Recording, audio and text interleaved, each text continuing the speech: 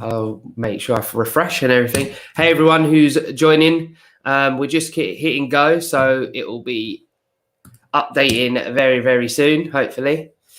I'm just waiting. There we go. We are live. I've just checked on my YouTube channel, so I'm going to quickly post it to Facebook so everybody can get involved. Have we got a link for this that I can just put out? The link that I sent you in your DMs earlier. Same, it's the same link. Let's quickly just go here.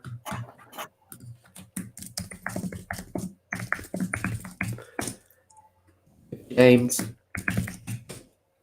got to do all the admin. You see, you got to do all the admin. Click and watch. So let's put that out, and then we'll dive into some questions. Find out. Obviously, some people don't know. Well, some people should have already watched the other video that we have because that was a great video. Great interview from the last time. So just do one of these and do it. Okay, James, thank you very much for spending some time joining me, and we're going to fire some questions over to you. We did a conversation. It was a year ago. I thought it was longer, but I checked, especially for this. We did a conversation a year ago. So if anybody doesn't know, Simply Create has a podcast that interviews business owners and entrepreneurs. James will probably get onto that story in a bit, but he agreed very randomly and very kind of last minute, and we kind of just jumped on and did it. We did a podcast, and it's on my YouTube channel from a year ago, so you can check that out and find out more about James, what he's up to, how he kind of got to where he is and what he's doing. And we're going to kind of push that conversation on a little bit more today with this interview. So James, introduce yourself, tell people what it is that you do, what you're up to, how you're doing, and all that kind of stuff.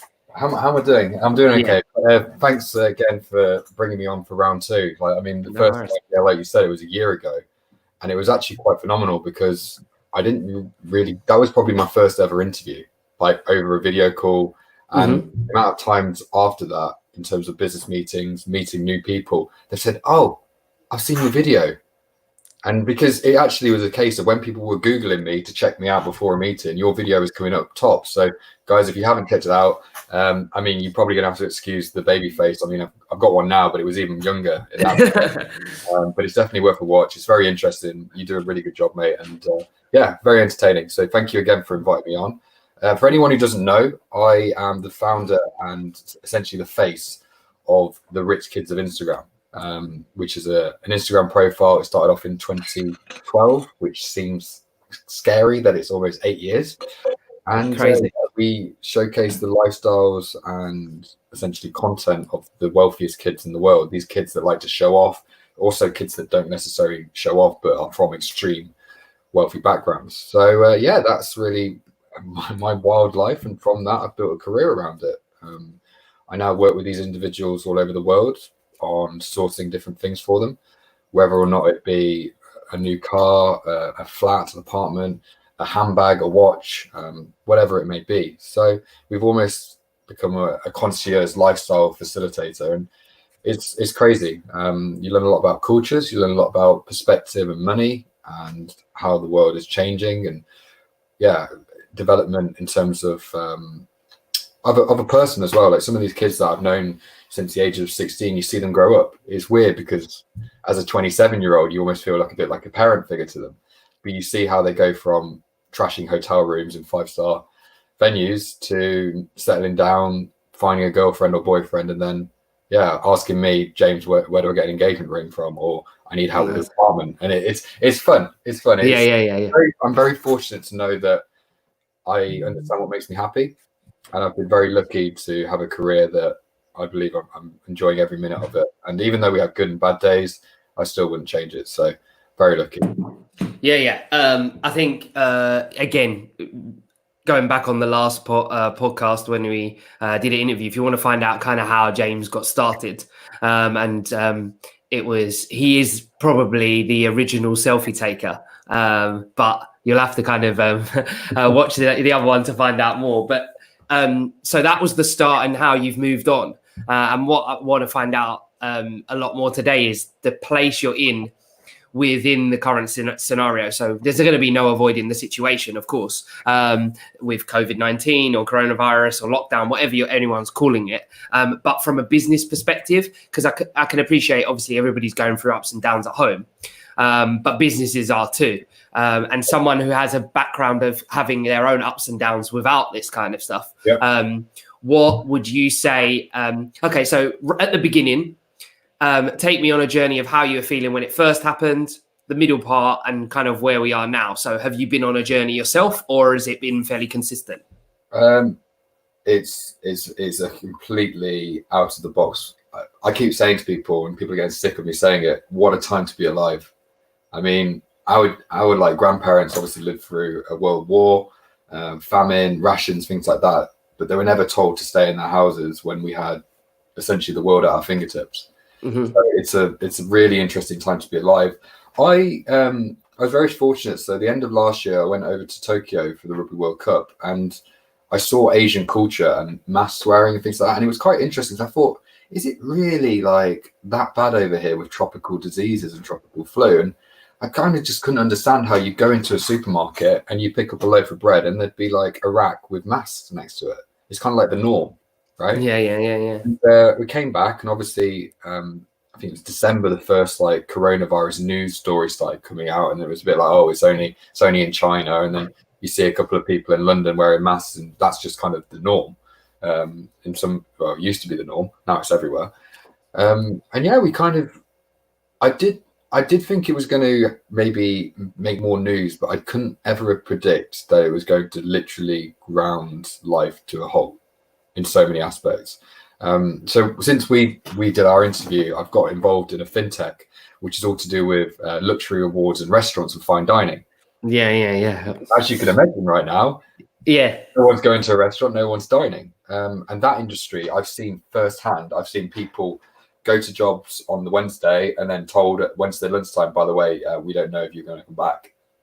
And these are established restaurants that have numerous customers, have been around for years in central London, and they've literally just been wiped out. It's very weird because you read a lot about recessions and you read a lot about like industries declining and things like that, but when you actually see it, and that I've never been in that situation, so it is very new. I've seen a lot of entrepreneurs adapt very, very quickly, which is always good. I've seen a lot of entrepreneurs not adapt, and those are probably the guys that are probably breaking the rules about lockdown and very against everything that everyone else is saying.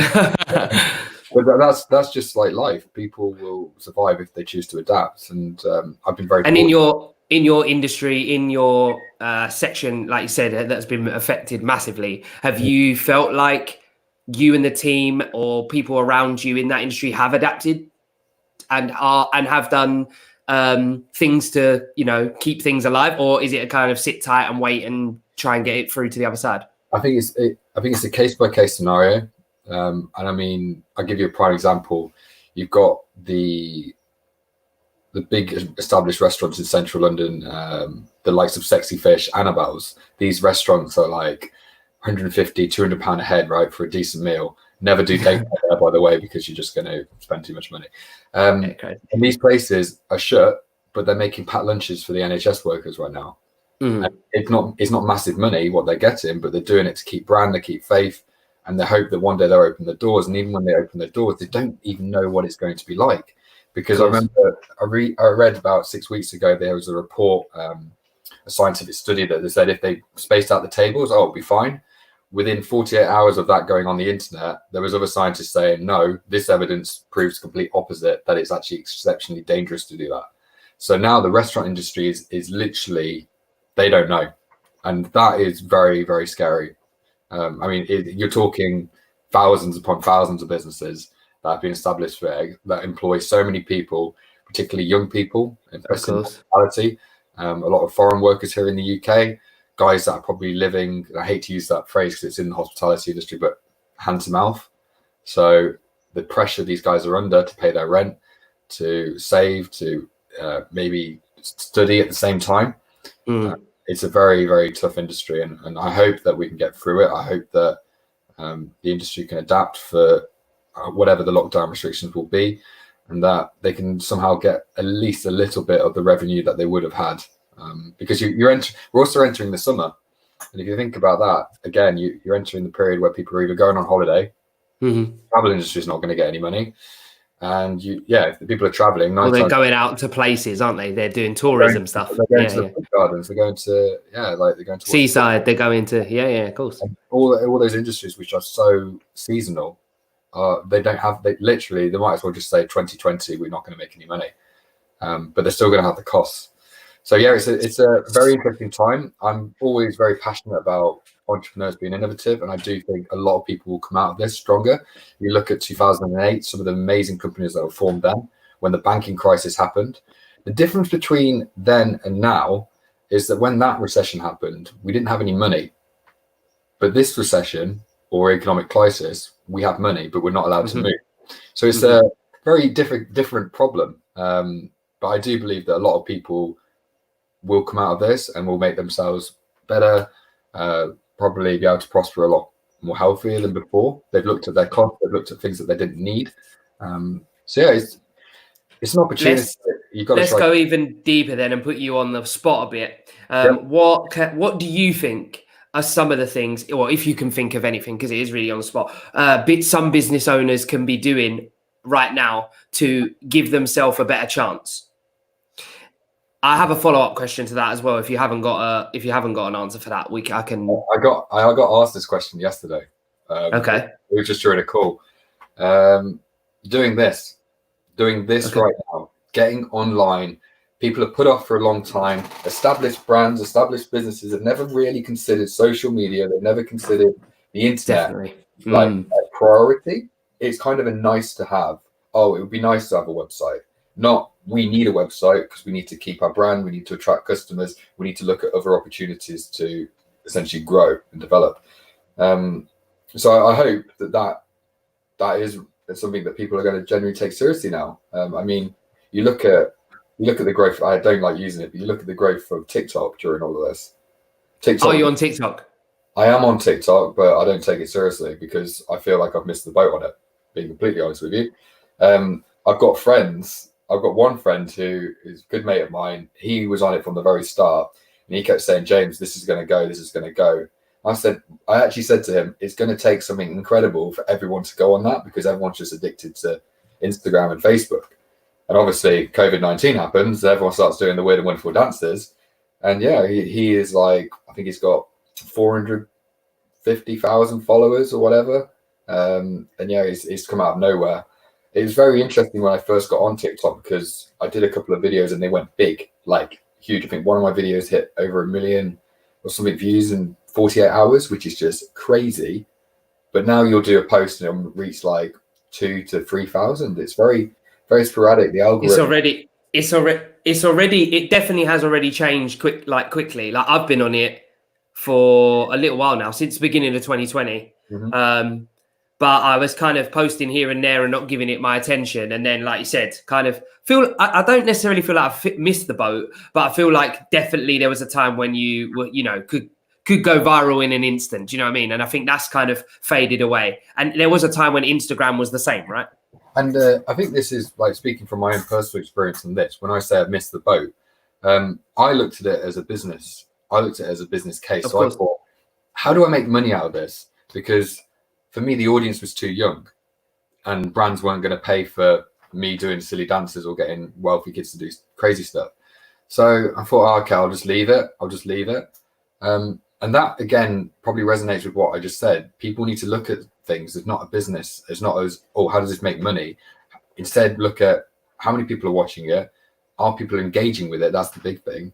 And can I do this quite easily and simply that's not going to take up too much time? And you could have gone on TikTok and you could have been, I can't remember her name. Is it Charlie D, whatever her surname is? D'Amelio or something. Yeah, that kid is like bigger than Justin Bieber now. It's a joke. Yeah, crazy. So I mean, but then she wasn't doing it for a business. That's the thing. She was having fun. She was relaxing. She was enjoying herself, and it's turned into something for her. So again, I think going back the step where you said about like innovating and using time to explore stuff, at least teach yourself how to use it and experiment with it and see what happens. I think it's a good time to try it. It's a horrible thing to say. Sometimes you do need an element of luck. I mean, of course, I got lucky with Instagram. Like, I don't tell anyone that I was a genius. I was just in the right place at the right time, and the algorithm liked me. But then I kept doing it. So it's that element as well. You need to just get on there, have a go with it, experiment. If you enjoy it, even better. And what will be will be. Like, some people will make a business career out of it. Some people will just have fun. So link to that question, and you kind of probably touched on it, but what do you think businesses should put in place the other side? So you've said, like, during this time, people should be getting online. They should be going to, moving digital, building brand, etc. But what things should they put in place for after this to try and, I wouldn't say protect themselves from this again, but again, be a bit more risk averse? I think you've just got to you've got to be very grateful for what you've got and assess the risk of that and your business. I mean, I don't know if you've seen, but I think the only venue in Europe to have pandemic insurance is Wimbledon. Yeah, I saw that. They're the only people, and they've been paying it for numerous years. And obviously, Wimbledon's not going to happen, and they're going to get a payout. And I'm not saying that everyone needs to have business insurance. I'm not going to try and sell insurance. the worst YouTube interview ever.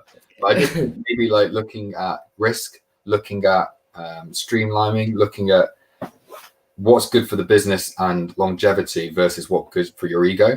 And I do think a lot of businesses and a lot of entrepreneurs like to portray they're doing certain things, massage their ego, make their business look bigger than what it actually is.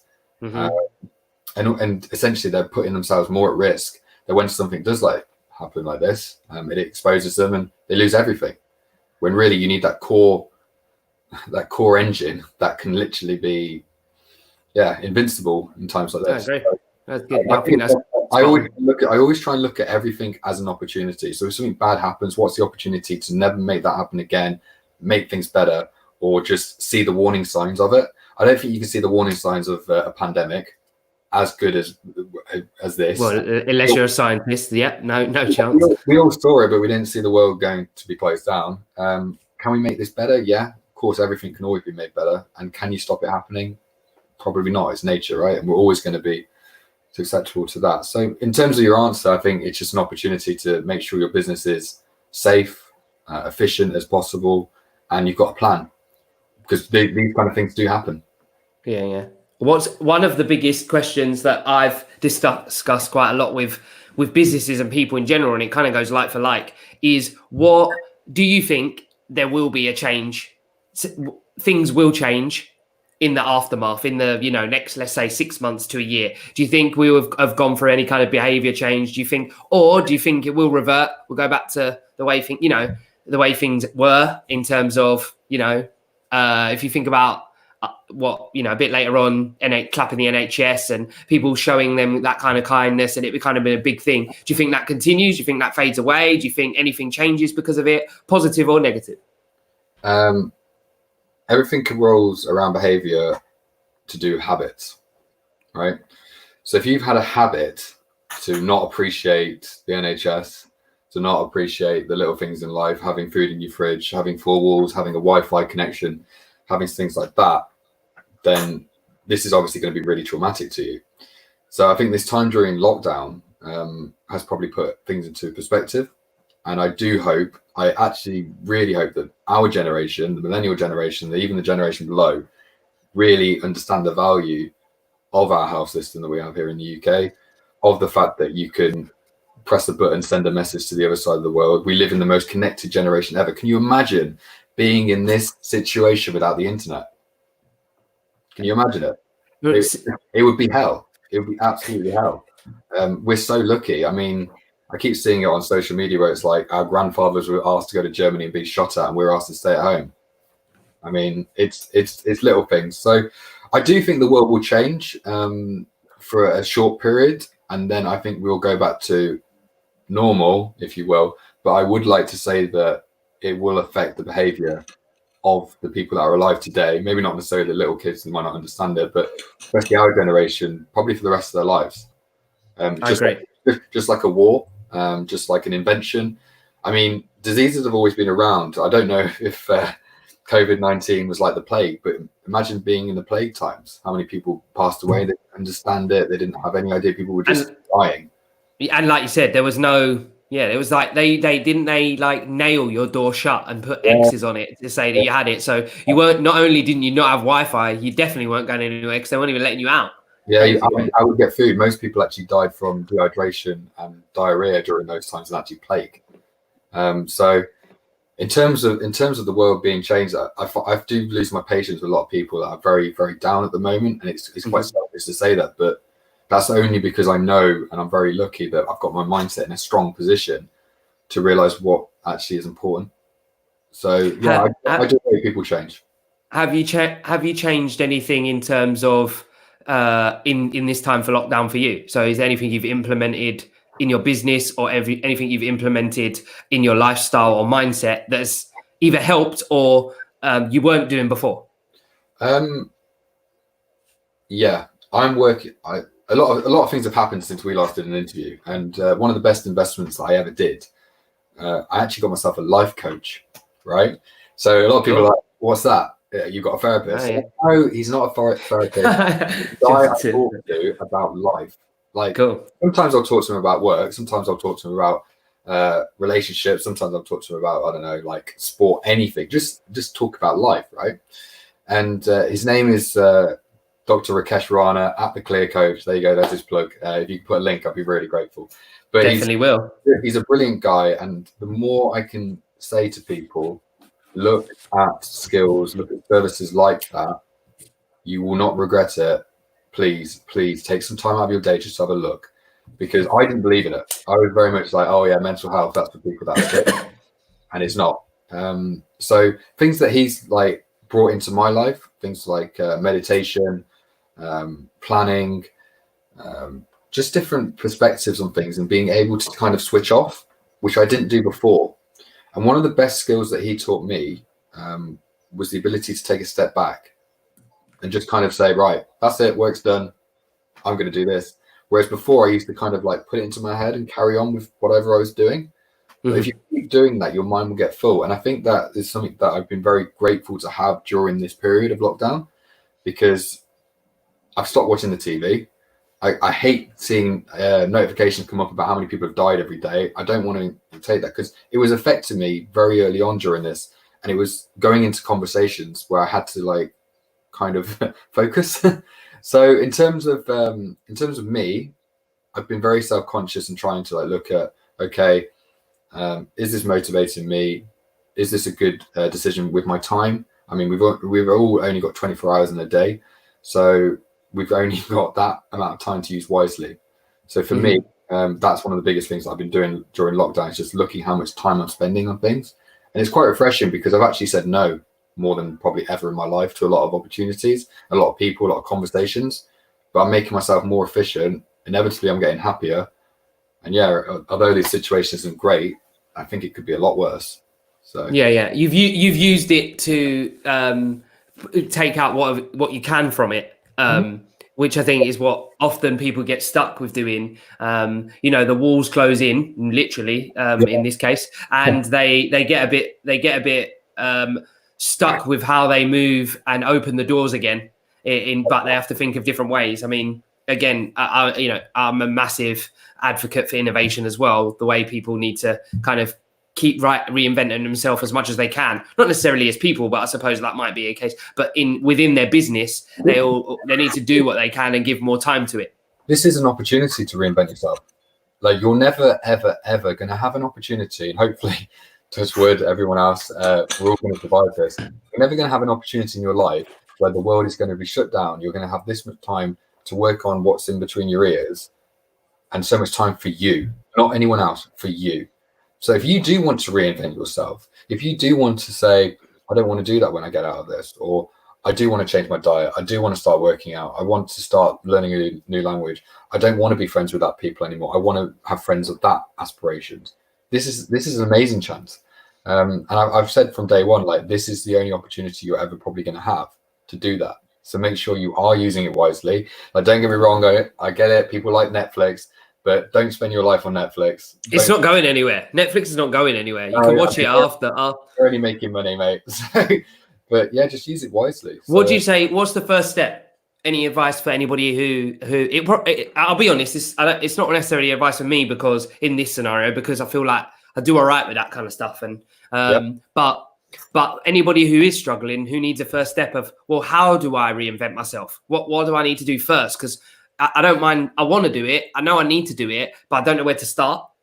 Yeah. Okay. So when you have a problem where you don't know where to start, I think that brings in motivation, right? Because if you're motivated, you automatically start. So you need to look at what motivates you. How does it motivate you? How does it make you feel? And going back to my life coach, one of the best things he told me was motivation starts with action. So it can be little things. It can be something silly like writing down what you want to do after this, writing down what didn't you like about something, writing about what you did like about something, and just sitting there and reading it and thinking back of, okay, how did this make you feel?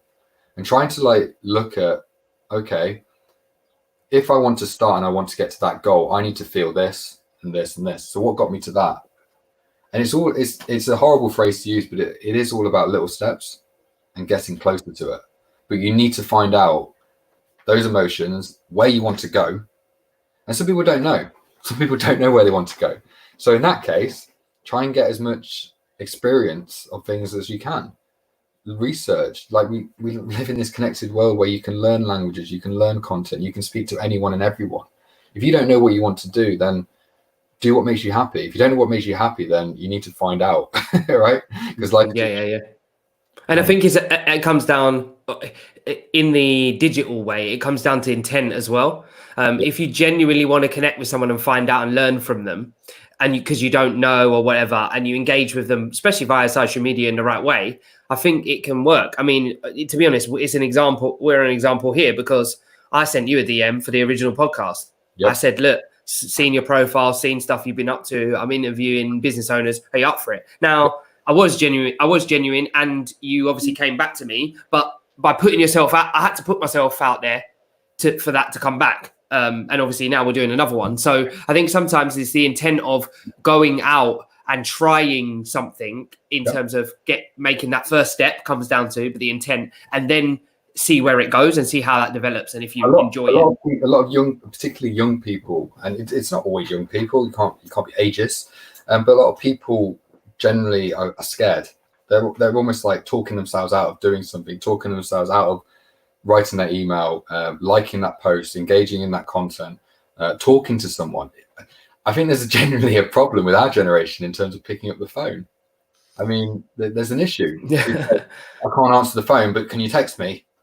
Yeah, it's so true. It's weird, isn't it? It's amazing how years ago we used to have a house phone that used to ring, but we wouldn't know who was on the end of the phone, would we? Didn't have a cool display. It was just, oh, the phone's ringing. And then you had that. So true. You had that geeky little thing of like, hi, Ison residents, how can I help you? Like, you had that as well. You learned that script as well. Don't ask. Like, I'm sure we all had like our own little. Our mum told us like, oh, we had to answer the phone like this, or if they're out, you have to say, oh, they can't come to the phone right now.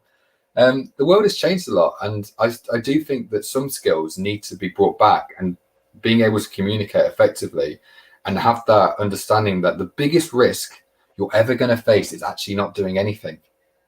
That is like the issue. People think, oh my God, what happens if they reject me? What happens if you don't do anything? Then you're stuck. You're not going anywhere. Yeah.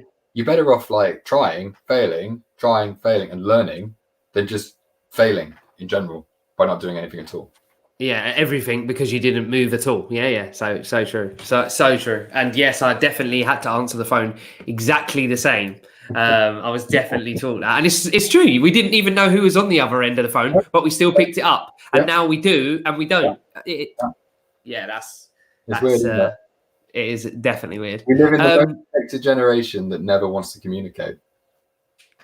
Well, not face to face, anyway. Yeah, I mean, I know you get a lot of DMs, mate. Mate, I don't even talk about DMs. Jesus Christ, it's like a lottery. You open it every day, and I just go, oh God. But just going into business, I think for me personally, I've never done this many video calls in my life. It's phenomenal. Yesterday, I was on Zoom for well over 8 hours. I spoke to 6 different people in 6 different countries around the world. I'm just spending my life doing this, literally this seat, drink there, presenting, using my hands to talk, everything else. That's a skill that I'm learning right now, and I think is going to be probably very common moving forward. I can't see face-to-face meetings coming back for a very, very, very long time. It doesn't make sense. Why do businesses want to risk their employees? Why do people want to pay to travel when we have things environment, money, time, resource? It's all kind of comes within video conferencing and calling, doesn't it? So if you're a business, it's a money saver. So people need to get used to talking to screens. So if you're not confident doing that, get on it. The only way to get better is to do something, right? So yeah. I wasn't very confident when first time I did Skype, I was like this. I was like looking at the camera, didn't know the microphone was on. I had like my dog running around in the back. Like it was a nightmare, but you learn. You know how to present eventually. Yeah. I think it's interesting because I think it's forced people to make that change. Businesses are making you. They're making you jump on video calls and stuff. So you're going to have to. So if you're not feeling comfortable, it's not necessary. It's a skill that is going to be here now for the future. So you might as well try and make them first steps, like you said. And the best thing about it, right? And I don't like using it again. I hate using the age card. When you're young, try it, risk it. You've got nothing to lose. I remember when I was 21, 22, and I came out of university, I was terrible in front of people, like in terms of presenting, doing PowerPoints, doing any sort of like presentation. Even if it was one-on-one, I was still very nervous. I really had only started to warm up to people if I really knew them. Like the only way to get around that is to just keep doing it, keep doing it, and keep doing it. Ask someone for help. Look online. Like you've got to really put yourself out there. And young people, particularly, like this could be the world for a very long time if you're going to get a job. So learn these skills now, and you'll get a better job. You'll be happier in your job. You'll keep your job, and you'll get better money for it. So I'm just trying to work out: do we still come under the young bracket? Well, I like to say we do. I'm 28 in September. It's scary and you're younger than me, so that's I still can't believe your age. I think it's complete rubbish. It's not rubbish. It's not rubbish. My dad was watching as well earlier. I don't know if he's still there, but he can vouch for me. I'm not. I promise. I'm not trying to make. That's why I'm growing this though, so I can shave it all off and go back to being like 16. Mate, I am so jealous. Right, I had to shave it today because I thought I can't go on this looking like a dirty wizard. And are you calling me a dirty wizard? No, I'm not calling you. I say me because my facial hair just goes from like brown, bits of ginger, white. I don't know where the white comes from, and then I just have like black hairs just randomly appearing. I can't do anything about it. I've got. It's in there. I've got white in there and ginger in there and all sorts. It's just good lighting. Good lighting right now. I'll tell you that for you're a master of Photoshop and videography, right? Yeah, that's right. I've got the blur and make me look good filter on.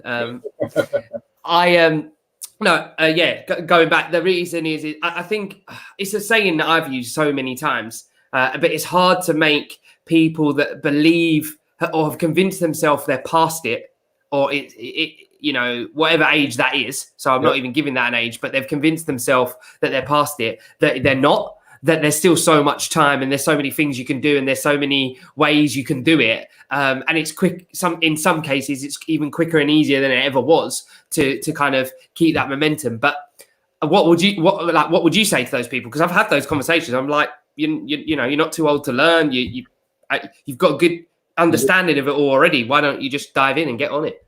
With that, there's a couple of things, but as soon as you said that, the first person that comes to mind, probably because I'm missing it right now, is KFC.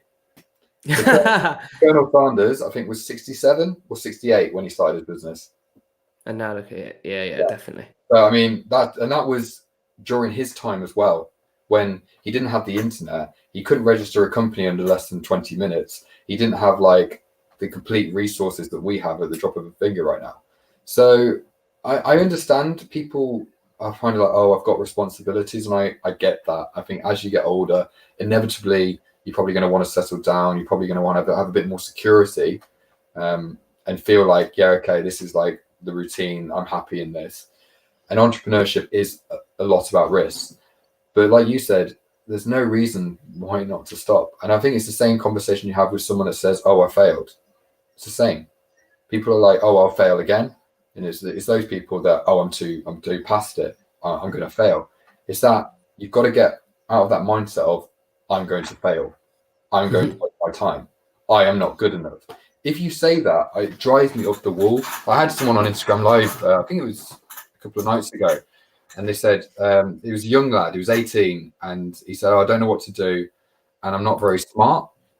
And I literally called him out on Instagram Live, and I was like, mate, who says you're not smart? Because no one in this conversation, and there was like 1,600 people watching, called you stupid.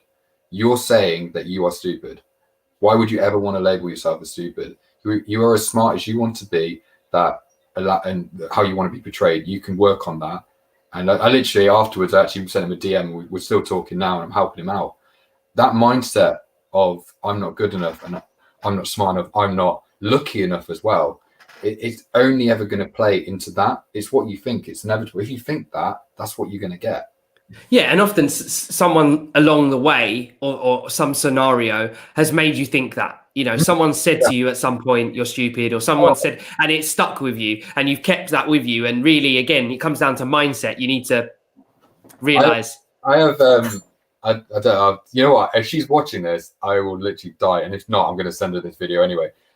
So one of my good friends at school used to tease me a lot about what I was doing at school. And if you watch the previous interview, yeah, you learn a bit more about my story. But essentially, I was buying and selling things. And she was always ripping me, oh, here he is, Alan Sugar. When's he going to be on Dragon's Den? All this, like, basically abuse.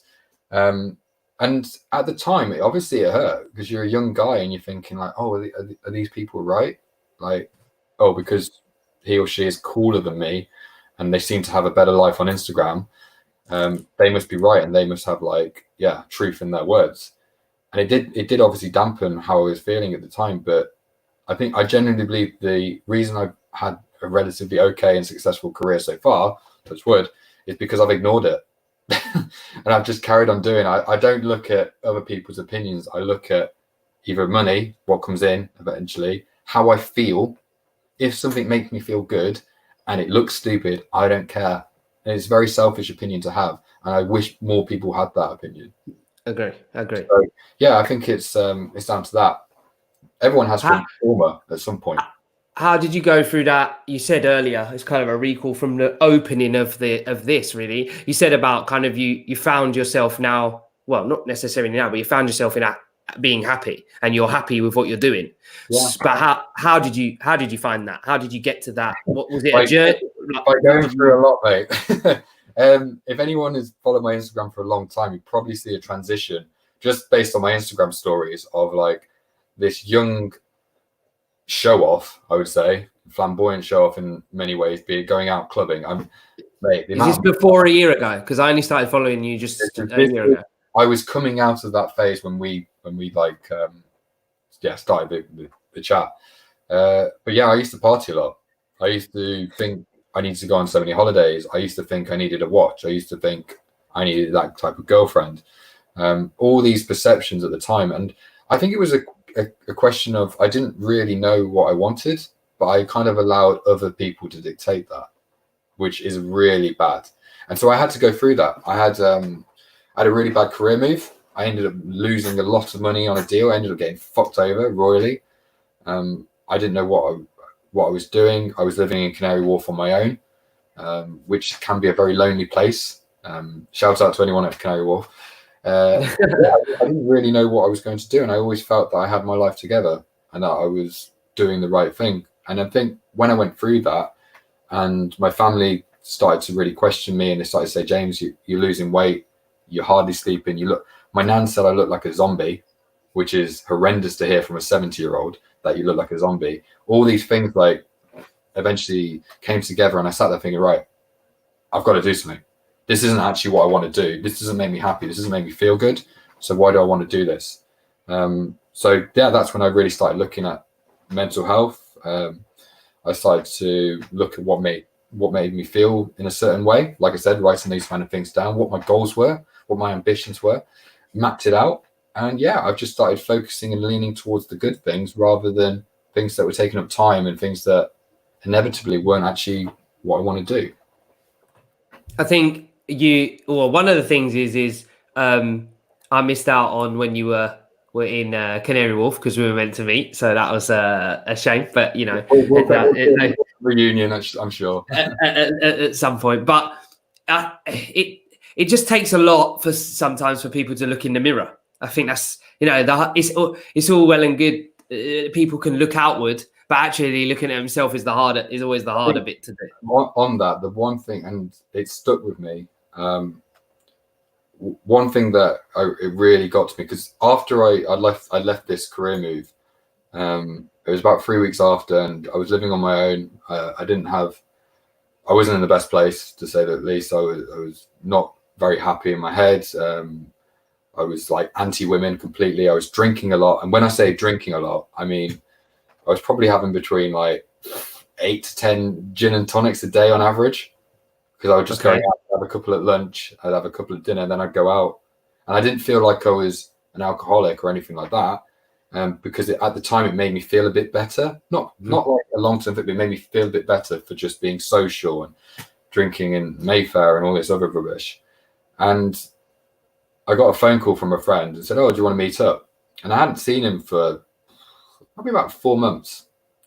And he'd obviously heard that things weren't very good. And literally, as soon as he walked into the Mayfair Hotel, he sat down and went, "Are you on drugs?" That's the first thing. He didn't even say, "Hello, how are you doing?" He literally looked at me straight in the face and said, "James, are you on drugs? Because you look fucking horrendous." And I've never taken any drugs ever. So that moment for me was, oh, fuck. Okay, I'm not in a good place. This is showing. Realization, yeah. This is my friend who sat in front of me. It's not like a random person I don't necessarily like or trust. This is someone that's known me for 6-7 years and has just questioned if I'm on some sort of substance. And that for me was my wake-up call, my biggest wake-up call. So yeah, it's interesting. I mean, I even look through Instagram now. I look through the stories. I'll share some with you. You wouldn't believe it. You wouldn't even think it's the same person. It's and it's all like a blur.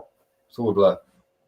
I've got this kind of links to it actually. One of the questions I wrote before, which was off another interview that you did, which was about how much did money motivate you at the beginning? Because obviously I know that in our last podcast as well, we talked about you buying and selling and going from making a little bit to making a lot, which is great. But how much was that a motivator? How much is it a motivator now? And if it's not, what is your motivator?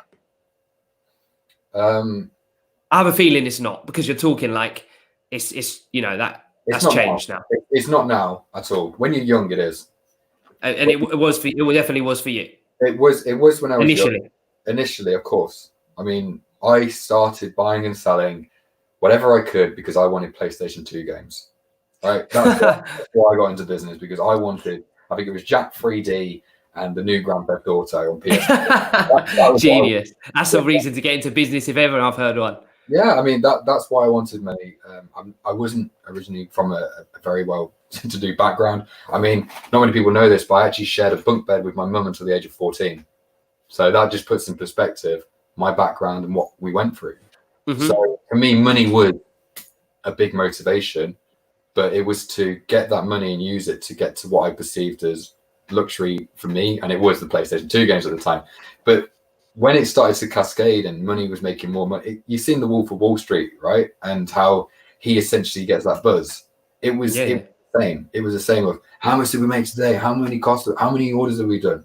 How many have we got coming in? We've got DHL arriving every 2 hours on the doorstep. Like, it was that buzz, it was that thrill, it was that I can go out on the weekend and I can just whack $5,000 on a club. Like, and it was that money, perception, lifestyle, kind of, you felt invincible. And then as I kind of went through university, I met some very cool people that are now my best friends that they're not interested in money, really. They're not from wealthy backgrounds. They're just normal guys that have regular jobs that are just my best friends that just rinse me at any opportunity and take funny photos when I'm drunk. So for me, like, going through that period of my life, kind of thought, okay, the good people in my life aren't necessarily motivated by that. So why do I need to be motivated by it? And I changed. My perception changed from I need to make this to I just want to do something cool.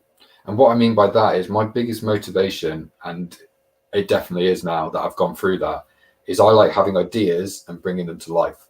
And I get even more of a buzz if I can help anyone else bring an idea to reality. So whether or not that's like a good idea or a bad idea, we'll find out. And I think that money is kind of a byproduct of that. If something does really well, cool. I mean, I've helped charities. I've done things for friends which don't make any money at all, but it's still amazing. It's still good fun versus constantly chasing the pound sign.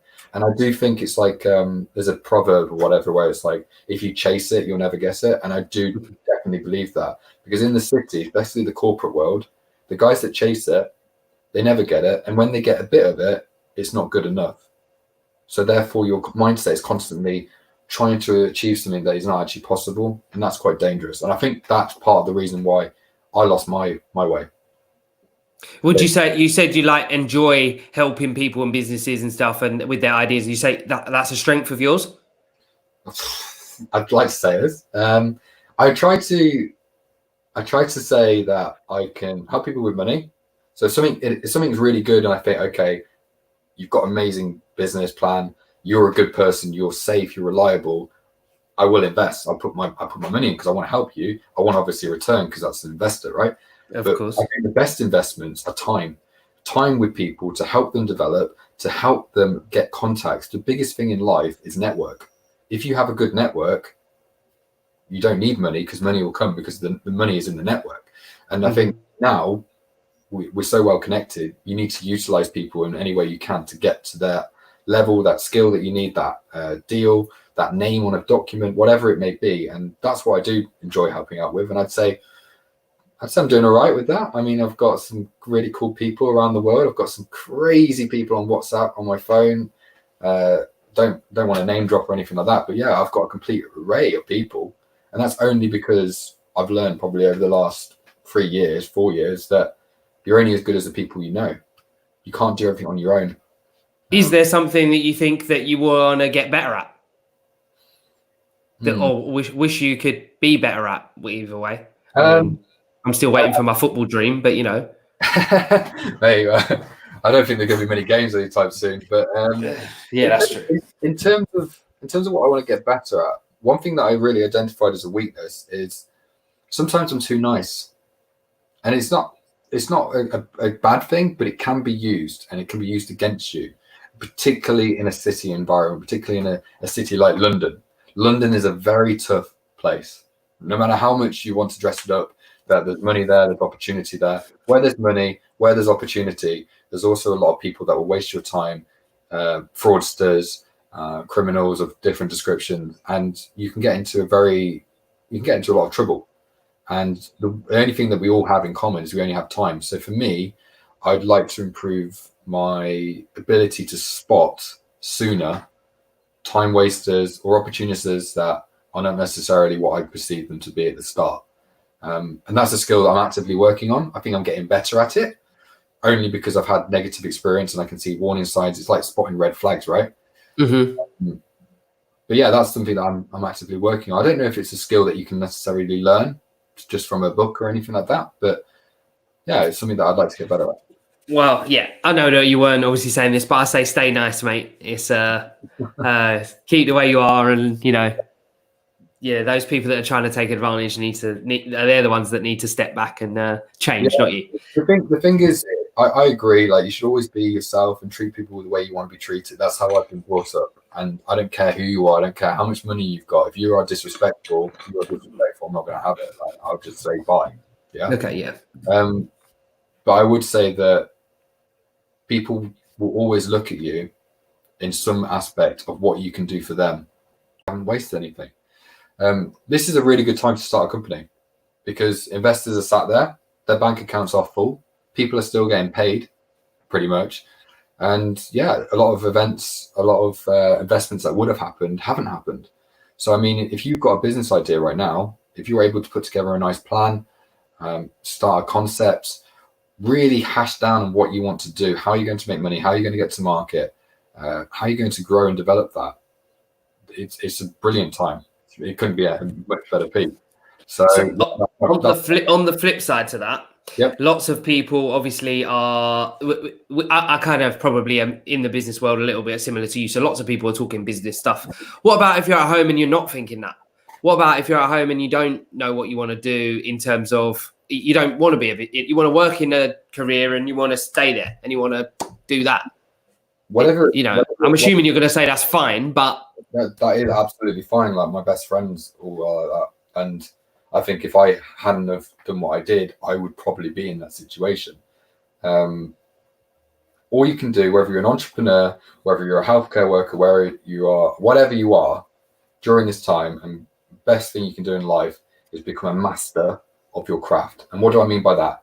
Get better at your job, get better at video calls, get better at learning websites, get better at Excel, get better at whatever it is you do that's going to help you make your job easier, make you happier. And probably if you do those two things together, you're going to earn more money.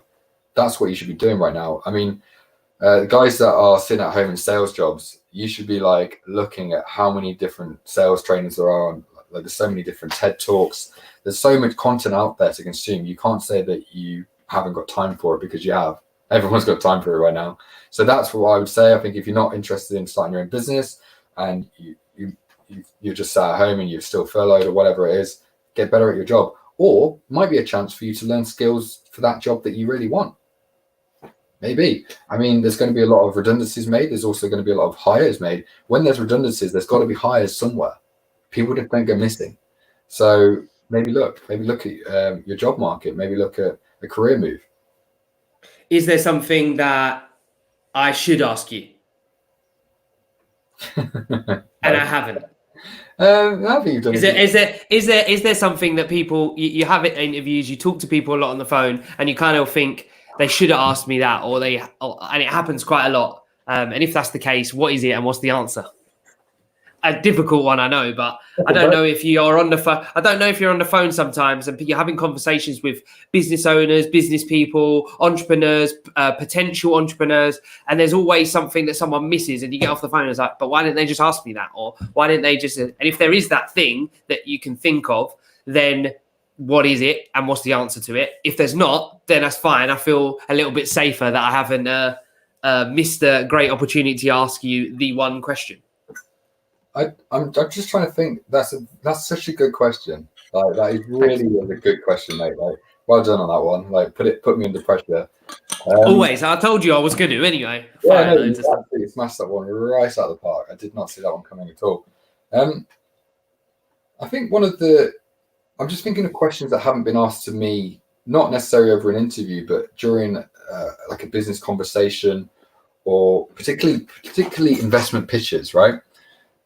Whenever you have like a talented team or an introduction, very few times do I actually get asked, how is life? Right? Most people are like, oh, so like, how are you today? And you just give the generic answer, I'm good, thanks. And you? Like, it's almost like second nature. It's like when me and you used to pick up the house phone, right? But no one really asks that broad question that connects motivation, connects life perspective right now. And I actually find that the best people that I've ever worked with are able to do that, are able to kind of like bring down the barriers of business, connect emotionally and understand things, because emotionally led decisions are everywhere and they will affect your business. So if someone said to me, oh, how are you doing today? Or how's life? And I'll be like, oh, I'm all right, but this problem's happening with this real estate thing.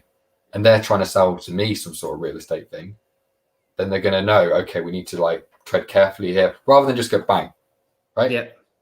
So I'm just thinking, like, in terms of a really good question, that is one. Is just kind of say a broad question that kind of brings the barrier down, the human to human contact. I think I mentioned this in the last interview. The best business isn't business to business, isn't business to consumer. It's human to human. And if you can connect on that level, understand someone's perspective, take their criticism, give output back, then you're going to be absolutely fine. So in terms of interviews, mate, I've had a few now. It's becoming pretty much part of my weekly timeline. It's great. I'm really enjoying it. So grateful again. Thank you for having me on. I think in terms of advice and questions, that is something that I would portray to people, is if you can connect with people, be it some sort of question like that, how are you doing? How's this year going for you? Or are you struggling at the moment as well? Being able to connect, then yeah, that's really good.